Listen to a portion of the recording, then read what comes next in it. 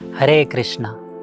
क्या आप जानते हैं, एक ऐसा धनुष जिसे उठाने के लिए 5000 योद्धाएं लगते थे, उसे एक बार बाल्य अवस्था में माता सीता ने सहज ही खेलते खेलते उठा लिया था। यह रामायण की एक बहुत ही सुंदर और भावात्मक लीला है जो प्रभु श्री रामचंद्र और माता सीता के विवाह से भी संबंधित है। प्राचीन काल की बात है। मिथिला नगरी के राजा जनक अत्यंत ही धर्मिष्ठ और विद्वान थे, पर उन्हें कोई संतान नहीं था। एक बार जब वे खेत में हल चला रहे थे, तब धरती की गोद से उन्हें एक अत्यंत सुंदर कन्या प्राप्त हुई। यह कन्या और कोई नहीं बल्कि माता सीता थी।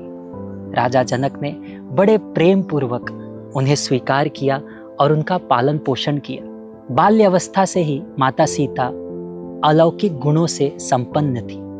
एक बार जब वे बाल्यावस्था में खेल रही थी, तब वे अस्त्र ग्रह में पहुंची। वहां पर एक विशाल धनुष रखा हुआ था। यह धनुष भगवान शिव जी का था।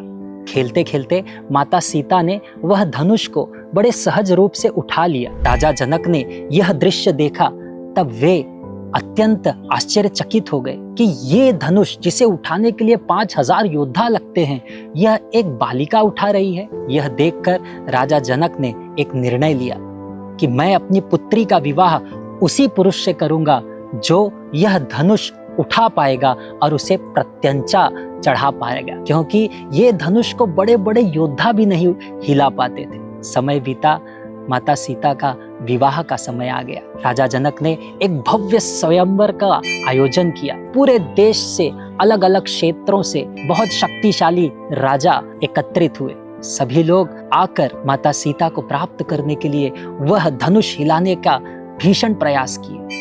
इन्हीं राजाओं में राजा रावण भी था, किंतु सभी लोगों के अत्यंत प्रयास के पश्चात भी कोई भी ये धनुष को हिला नहीं सका। राजा जनक थोड़े निराश हो गए थे, किंतु उसी समय प्रभु श्री रामचंद्र अपने गुरु विश्वामित्र मुनि के संग मिथिला नगरी में आए हुए थे। विश्वामित्र मुनि ने प्रभु राम जी को उस धनुष को प्रत्यंचा चढ़ाने के लिए प्रेरित किया। राम जी उस धनुष के पास गए, बड़ी सरलता से उस धनुष को उठाया, और जब वे प्रत्यंचा चढ़ाने का प्रयास कर रहे थे तो भीषण गर्जना के साथ वह धनुष मध्य में ही टूट गया। राजा जनक अत्यंत आनंदित हुए। सभी लोग वहां पर उपस्थित अत्यंत स्तब्ध हो गए थे। तो उस समय सभी के समक्ष राजा जनक ने यह घोषणा की कि प्रभु श्री रामचंद्र ही माता सीता के लिए उत्तम वर है। और इसके पश्चात प्रभु श्री रामचंद्र और माता सीता का बड़ी धूमधाम से विवाह संपन्न हुआ। माता सीता ये कोई साधारण स्त्री नहीं, ये प्रभु श्री रामचंद्र की दिव्य अर्धांगिनी